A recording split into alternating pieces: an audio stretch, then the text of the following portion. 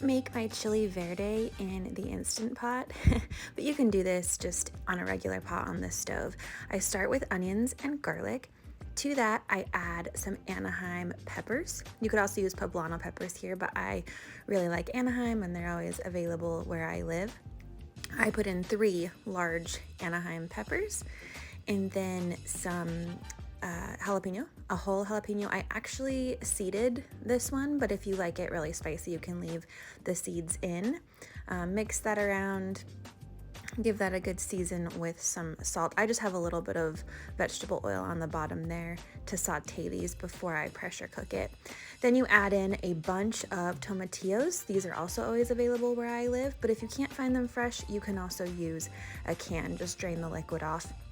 And then I season it up with some cumin and some chili powder. And there's already some black pepper in there as well. And then I had a bunch of wings on hand, kind of random, I know, but usually you'd use like thighs or something with this. We had the wings, so that's what I used. Then you add in some chicken broth. Like, see how it's not fully covered, but there's enough to make a sauce.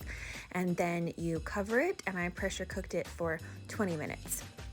This is what it looked like, and you just want to take the chicken out of there and take it off the bone and take the skin off and all that. But if you were doing this on the stove, you'd probably want to cook it covered for at least an hour. Just keep checking on it, maybe on like a medium-low heat. This is the chicken. I know it looks kind of funny because it still has the skin on, but you take the chicken out and then you take, like I said, all the skin off and all the bones out, which was kind of hard because it was the wings. They have lots of those little bones, so it's better if you use like a big cut of meat, but I used what I had.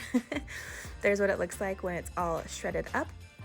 And the sauce has been simmering while that was shredding, and then I go in with my immersion blender and blend it all up together. You can also do this in a regular blender if you don't have an immersion blender, but it's kind of a pain. So I like the immersion blender for this, and you just want it to get really nice and smooth like this. Then you add your chicken back in, obviously, and let it just get all saucy and delicious. It's, yeah, simple, but so good. You could eat this just on rice, or you could eat this as a stew.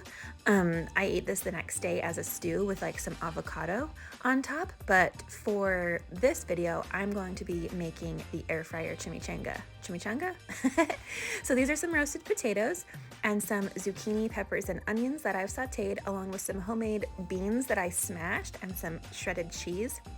For the beans, I just cooked up some black beans and smashed them. You could just use refried beans, but I was trying to be a little healthier. So I have a whole wheat tortilla here. I rolled them up and then I sprayed them with a little bit of cooking spray, and I air fried them for about 6 minutes at 400, and they got nice and crispy, so crispy.